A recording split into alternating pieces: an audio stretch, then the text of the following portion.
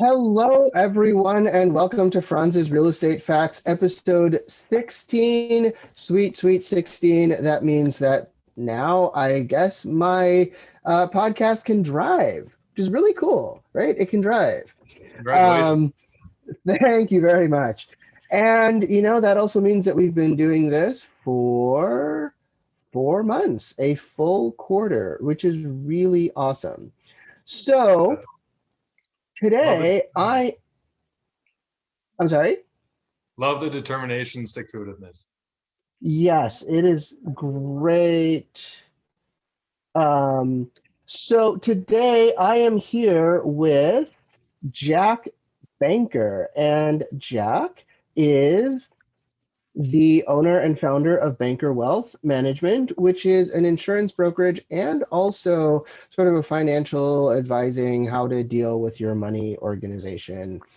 And what we are going to talk about today is pretty much anything related to money and why you should care about money and why money matters and what you can do to protect your house. So when people buy a house, the stats are now that people are putting more money down on their houses. A lot of people are paying cash for their houses, and then they end up having this asset that is nice and they can benefit from and they can live in it and all that sort of stuff, and it'll grow money. And they've got some of their own personal skin, i.e. money, in the game. So it's really important to understand what can you do to make sure that that money does not disappear and go poof in a variety of circumstances. So the money can go poof for a lot of reasons. It can go poof because you die, and then, your spouse, significant other, person who owns the property, children, whoever might, you know, inherit it doesn't have the money to keep making the mortgage, and so then the all of that equity goes bye bye. It's one option. The other way that it can go poof is, if somebody sues you, right? If you've got a really nice house, like 800,000, 900,000, a million, which is really not that unreasonable for San Diego, right? You got this nice house, you got a party, you got a bunch of people there, somebody slips and falls, you got this really, really nice end table that's like glass or some other thing, it's marble, they hit their head and then they have brain damage and they can't take care of their families anymore. Guess who is responsible for paying for that? And that Homeowner. can make it, yes, and that can make the investment go poof, right? So basically, what we're going to talk about today is how to make sure your money does not disappear. The money that you have in your house does not disappear because that is really bad, right? And it's also very avoidable, right, Jack? Absolutely. Absolutely, friends. That's a great lead in. And here we believe in protecting and building your wealth. So to protect your wealth, especially when you just get help, a friend has just helped you get into a beautiful property, you really need to make sure that, like you said, if you have parties and you're inviting people over, you need to make sure that if there's any kind of lawsuit or liability claim that happens, you've got adequate coverage to cover anything. And actually, right now, more people believe that they can get rich through suing somebody than by winning the lottery or working hard. So it's really important to cover yourself. And it's also very true. In California, you can get rich by suing somebody instead of doing your own work, especially in like, personal injury plaintiffs type things.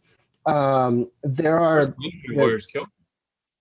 yeah, PI lawyers make a lot of money. And the other thing about PI is that, given the way the statutes are structured in the state of California, there are certain cost shifting provisions that actually make it relatively low risk for people to sue people. So having the right kind of insurance is really important. And as like a small plug, not for me, but for PI lawyers in general, or not PI lawyers, defense attorneys in general, having a really good defense attorney who's strategic and understands how to navigate the complexities of litigation, which I don't because I'm not a litigator, is really important. Absolutely, 100%. And the great thing about some of these additional policies is they can, if something does happen, they will help cover the cost to pay for any like kind of legal services. They'll pay for a settlement if that's what's kind of negotiated out. And it's these umbrella policies will help make sure that your money doesn't go poof. Exactly. It's like, or, doesn't like get wet and just disintegrate because of the rain, right? It's an umbrella policy. It covers you, it rains, and you stay dry. That's 100% right. Keeps you safe and it's Yes. peace of mind, and they're very affordable. Yeah, absolutely. So definitely like, you have parties, you have rowdy guests, and by the way, just I mean, I'm saying this is not legal advice, and if you need a lawyer, you should hire a lawyer. But I can tell you that legal liability is not what people think it is. So there are, especially with plaintiffs' attorneys will find very, very, very creative ways to make sure that they can make you responsible as the homeowner when things happen.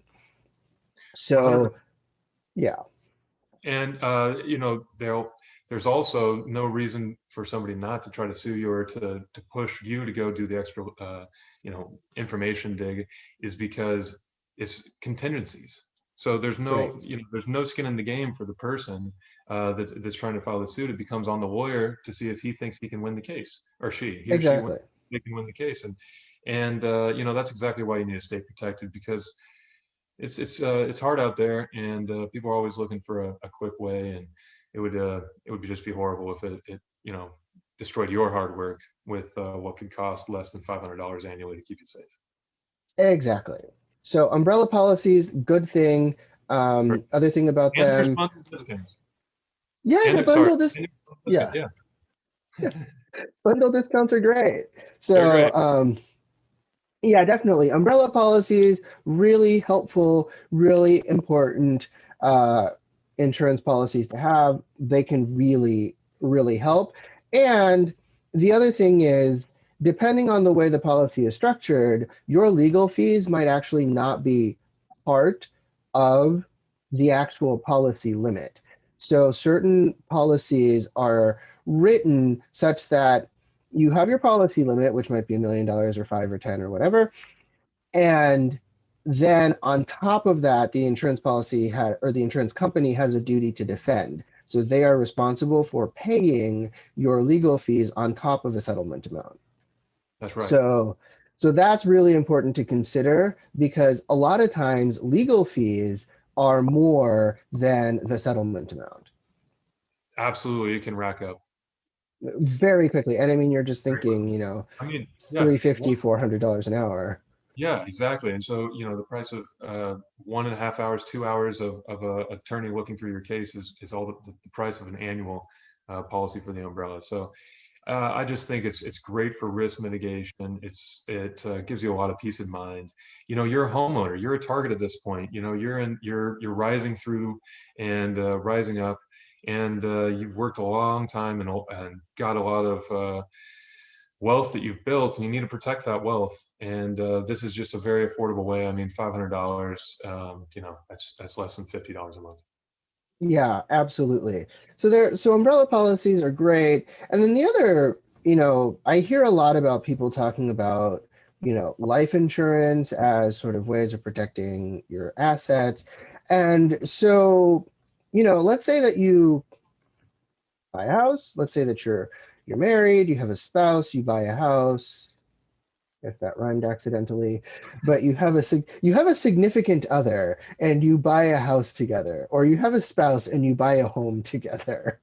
Uh-huh. Um, but you need both of your incomes to pay for that home, and one of the spouses, uh, I'm not going to say goes poof because that sounds a little bit crass, but one Well, of those spouses yeah, dies. just losing their chance to earn money. Maybe they lost their job, but COVID happened. Lots of people lost their job during this time, and Right.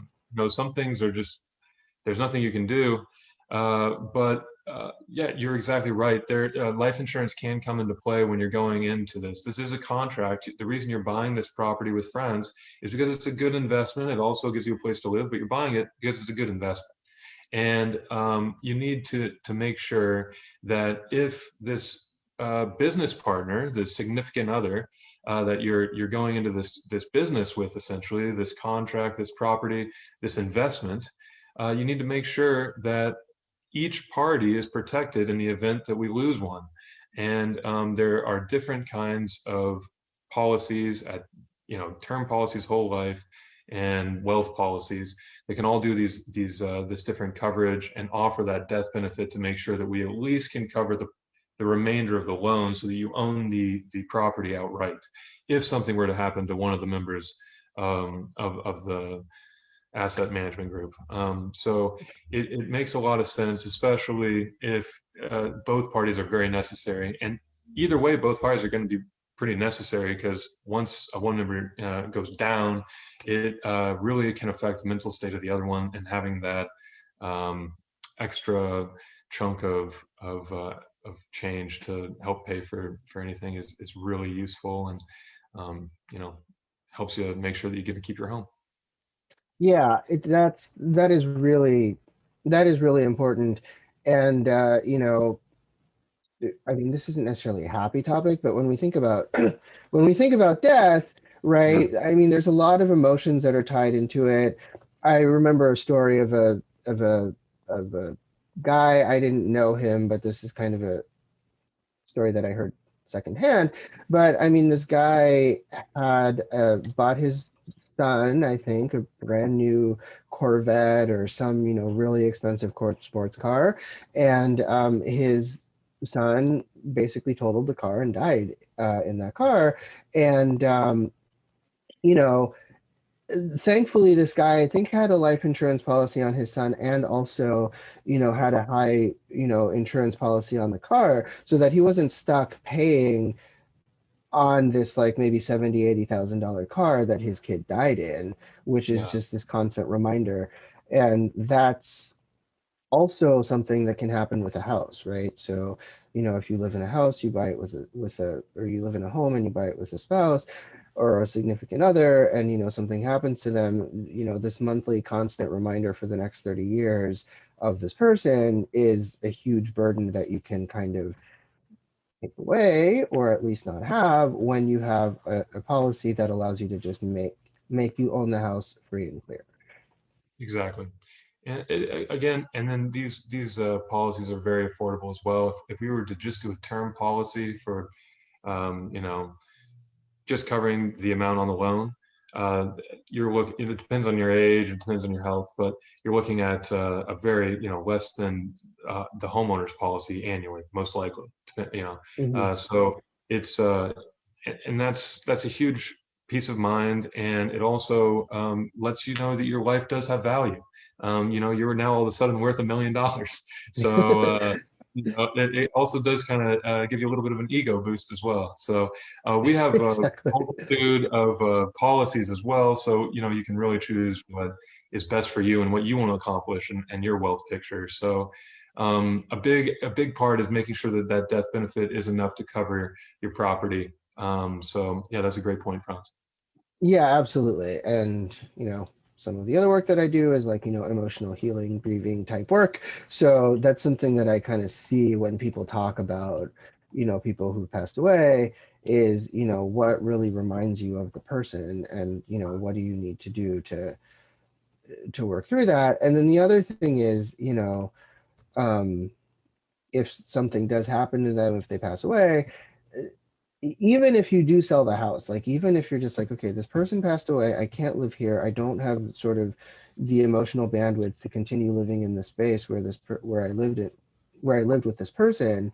The flip side of it is having no mortgage and no responsibilities beyond the property taxes at least gives you time to deal with what you have to deal with, and you're not selling it like in a rush. Exactly. And it allows you, if there is a slight downturn in the market too, to where you can ride that out. Right, Um, exactly. we've seen a massive increase in real estate prices. I mean, you're seeing that every day, France. So, Right, um, exactly. if you were forced to sell right now and you wanted to hold for another, year to see what happens, um, uh, wouldn't it be nice to have that extra money laying around if this event did happen? So, yeah, it's a great point, and being able to make sure that you're covering the amount of time that you think you might need. Again, this all kind of comes into planning, and yeah, friends, especially with that extra work, it probably takes people more to get over a mess like that than what they would think as well. Yes, it is. I mean, it hits different people differently, but I mean, if you're thinking of just like a young family where you have children and somebody has an accident or just something unexpected happens, I mean, I really have seen families, go through that, and it is very difficult. Um, 100%. And for example, one of these family members could be a dentist or doctor, somebody that has to right. use their hands, and you could just get in some kind of sports accident and mess your hands up and lose the potential to work for the next 20, 30 years. So those are other things that we have as health insurance riders that we can put on these policies to make sure that you'll get paid out if something like that were to happen, where you get the living benefits. You survive this accident, but now all of a sudden you've got no way of earning money. So it's another thing that we can add as well if that's something you're worried about. So we take a full picture and just want to cover all the different points, and we'll work around your budget. Yeah, absolutely. I think that is incredibly important. And so we talked about sort of people suing you. We talked about dying, Really which is fun topic. well, yeah, the Yeah. best topics. And the joke that I make is that, the difference between doctors and lawyers, or the difference between death and getting sued, is that when you die, and when you're sued, you wish you were dead. And I mean, I've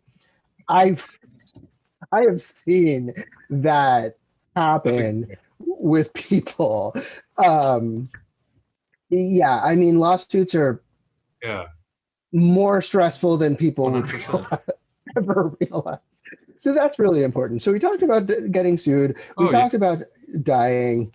And so I think the really the last piece to think about is just this idea of like house as investment, and the time value of money, right? So when you buy a house, right, especially when you're looking at prices now, I think, I've seen people buy houses, but like when you think about the time value of money, like why is there some value to like, investing money, essentially, whether it's in a house or in a life insurance policy? Like, what is the value of giving up some money today in the For the future? future. Yeah. Absolutely. What? So great question. And the main reason is compounding, right? And so you get various interest rates of compound. So in housing, and friends, what do you think? Probably in Southern California, we're looking like between 8% on average, 8 or 9% kind of growth, something like that. Yeah, on average, it's like somewhere between 6 and 8, Okay. conservatively. Okay, so let's just say seven then. We'll split the difference there. So Right. you had $1 million house. The next year on a 7% annualized return, that'd be $70,000. So now all of a sudden, now the next time you do that, you've got 1,070,000 that gains that extra 7%, and you see that how it compounds there quickly. So it's not 70,000 every single year. It would then be 80,000 the next year, or that figure. So the point is that you get to keep growing. The same holds true with investing in the stock market, investing in bonds, investing in real estate, investing in life insurance, and investing in businesses and other things, and yourself. And everything has various levels of rates of return. And what you want to do is find the risk tolerance that you can tolerate. Do you like owning, penny stocks and cryptocurrencies that'll go up 20% one day and down 15 the next, and up 3 and then down 7 and then up 30? Is that what is? Do you like that? Do you care about it? Do you like having just a small amount to where you have like high assets? Would you rather own more super secure assets that you know are going to return a rate of return of 5% annualized, and it just is guaranteed dividends essentially through these contracts? So you've got to figure out what best fits your own risk tolerance and what kind of goals you want to see. So if you want to be a millionaire by age 40, well, we can come up with a plan for that. And you're going to have to put a lot more money in today than if you were to try to be a millionaire by 80. You know what I mean? So it really depends on your goals, and it depends on your risk tolerance. And, some things are, maybe a hair out of reach for now because you have to pay for living expenses. So it's all a giant financial picture, and you really just need to make sure that what you're doing is not too risky to where you can't sleep at night, and but it's not too safe to where you don't get enough return, and you're forced, now you didn't get, you weren't able to retire at age 60, and now you have to work till 65 just because you didn't take that little bit extra risk in the stock market or whatever. So again, this all is very a personal thing, and a family thing, and you need to be on page with your significant other, and you need to go and seek counsel together. And I really recommend you lean on a couple people, like Frantz, for example, is going to be able to give you great ideas about how much you can expect your real estate to appreciate by, and great areas there for growth, and what you can expect through your real estate side. And it's got a rate of return, just like a life insurance policy might have a rate of return. It's going to be a lot safer to go with the life insurance policy, but you don't get to live in it. So all this kind of factors into your budget and how you want to spend your money. And you just got to do what feels good. I don't know. What do you think about that, Franz? I totally agree with what you said. I Risk tolerance is definitely something that I talk to my clients about in different circumstances. Even in terms of buying a house, right? Like buying a house, selling a house, there is an assessment of risk, right? If somebody is selling a house, there's an assessment of risk of like an offer that's certain versus an offer that's uncertain, and are you willing to, take on that risk? Either the risk of them not closing, the risk of them backing out, the risk of, the number going down or whatever. That's risk, right? These are all things that are risk. It's essentially sort of risk is essentially the differential between what you expect and want and what actually happens. That's right. That's a great definition. Um, Um, and that there's a maybe a little bit difference between risk between a condo and a single family home and the different Absolutely. locations. You could maybe decide in San Diego that you want to go south of the metropolis to try to catch some appreciation down in Imperial Beach. Maybe you want to have a safer investment and you want to get Claremont. It depends on your risk tolerance, right? Exactly. Yeah. And then risk translates into, lost sleep. So, if we're going to be a little bit, if we're going to be funny about it, right? You've got like what you want to happen, what will actually happen. Risk is the differential between that. And then, your risk tolerance is how many hours of sleep am I willing to lose in order to get this bigger thing? Right. And then are you going to be able to, manage this property, this asset, and continually make payments into it? Do you like the fact of it being flexible? Do you want there to be, more of a guaranteed outcome? Hey, I got to do this every year. These all go into this factor of your financial picture. And what I like Yeah. to think about is make like a frame, like a picture frame, right? And so one of these corners is your house. And that's where you get to live. So that's the bottom part of the frame. Then you got on the other side of the bottom part of the frame is your retirement account. So that's your personal one. So your IRAs, your checking accounts, stuff that you're kind of saving on your own. So again, those are things on the bottom of the frame. That's what you take care of. That's your own stuff. And then on the top of the frame, these are things that your business is one side. That's your 401k or SEP or whatever you're getting through your business plan that helps make sure that this financial picture is good. And then also you can look at life insurance to kind of help cover the rest. So it's look at your picture, look at your full picture, right? And just make sure that it all frames exactly what you want. Yeah, exactly. Yeah, and then within that frame is the picture of whatever it is that you want your life and retirement to look like. 100%. Yeah, which I think is awesome. Um, well, so I think we went over some actually extremely valuable information. I definitely learned some things. So I think what we've got, right, is the first is you own a house, right? So The first element to it is just the house. As much as I say, a house really isn't an investment, it's a purchase a lot of the time. If you're really buying a house as an investment, your emotional and mental analysis of the property is going to be very different.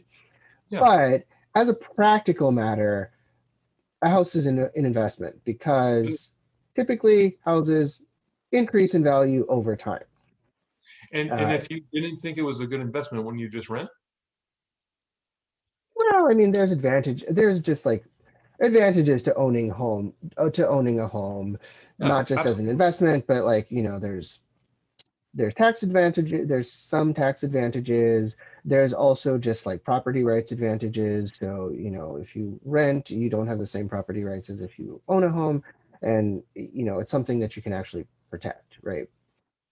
So the law is structured more to protect homeowners on the whole. I mean, I think that in California, it's a tough state to potentially be a landlord if you've got somebody that wants to not pay you rent and then try to sit in your property, and then you have to go through all the legal matters of evicting this person. So, there are, I don't know. I think that most people, I think you're right. I think people are buying a house because they want it and they know they want it. And it makes you feel good, and it is an emotional purchase. But I think ultimately they do know that it's a good investment as well. I think they tie in because I know that if I was going to be buying a property that I like the location, but I think that it's going underwater, Well, uh, yeah, no. you're not buying that. I'd rather rent there for the weekend and enjoy the beach. But um, you know, I think you made Yeah. some great points. It's great to be a homeowner. Got a Yeah, lot. I mean, it is good to be a homeowner. And as you said, I think that there is an investment component. Obviously, nobody's going to buy a house if they think that it's going to go underwater or it's not going to be worth anything. That would be bad. That would be a bad decision. But if it stays the same or goes up, then that's good. Yeah, got to live somewhere. Yeah, gotta live somewhere. Maybe a car, depending on how Yeah. things go. But yeah, Like, no. Um, hopefully you're living in the car when you're road tripping through all the national parks. is that it? Yeah, and that's actually kind of fun. I've done that before. Oh, I've it's just so like fun. taken road Oh, trips and been in my car, so that's fun. Um, but yeah, but we definitely talked about home as an investment and the time value of money. So it compounds, and you get more money on top of. So you basically you have some money, and then afterwards you make some money, and then you start making money on the money that you made that you did nothing to make, essentially. that's right. Yeah, it's all about having money make you money, right? Yeah, It's really fun to go and work on something that you absolutely love on. But when you're doing the normal grind day after day after day after day after day, it might get a little bit old. So it's nice when your money's making you money, so you can retire quickly. exactly. So when your money's making you money, that's great, and so that's just the time value of money. The second thing to take away, at least, is not the second thing we talked about.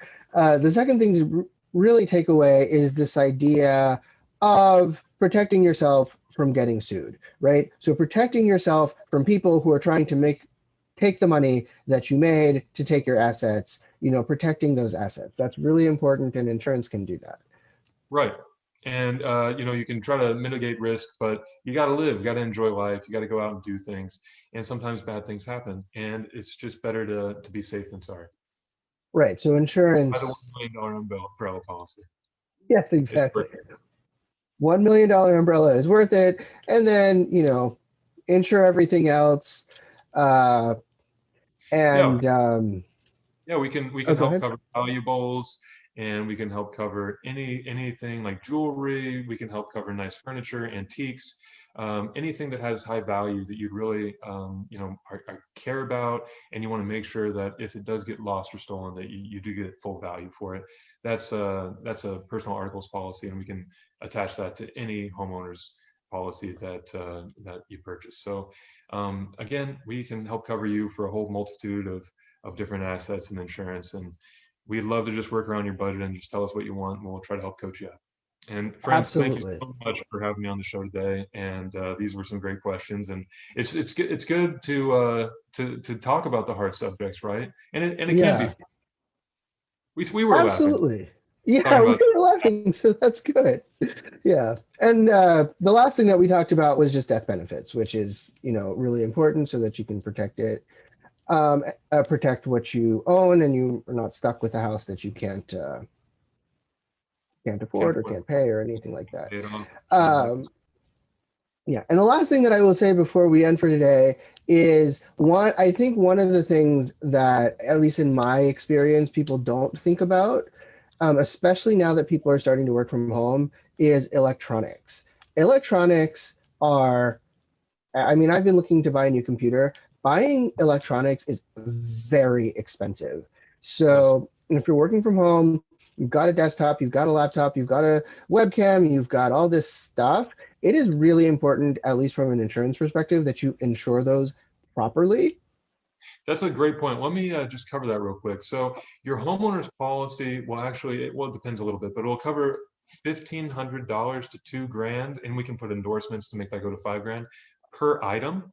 So, for example, if Franz, if you're looking at a brand new MacBook, top of the line, maybe it's 5K, then yeah, maybe we can get an extra personal articles policy to help cover that, and then we would just need the unit number and be able to do that. But if you're looking at things that are within your homeowner's coverage, that are under that 1,500 or $2,000 limit, they are covered. Just wanted to point that out real quick. Right. So they're covered, but if you think it might not be covered, that's really important. And I think there's also other insurance policies, like if there's lost wages, if you're self-employed, if you lose 100%. something and you Yeah. can't. So there's all kinds of policies. So being well insured is really important. I think that's really the most important takeaway from today. Yeah. Um, be well insured, and time value of money, a dollar invested today works for you and isn't a lazy kid who isn't doing anything. Exactly. Get the kid that's selling lemonade by the golf course early. You don't want the kid eating. Exactly. Exactly. Well, Jack, thank you so much for being with us. And last question that I always ask my guests is, if somebody watched this and they really like you and they think you're awesome, how can they get a hold of you? Oh, thanks for having me too, friends, and I'm looking forward to working together. They can find us at bankerwealth.com, and then you can also call us at 619-230-5459. My name's Jack, and friends, thanks so much again for bringing me on today, and great questions. Awesome. Well, thank you very much, and I will see all of you next week. All Bye right, see bye. you. Bye-bye. Bye.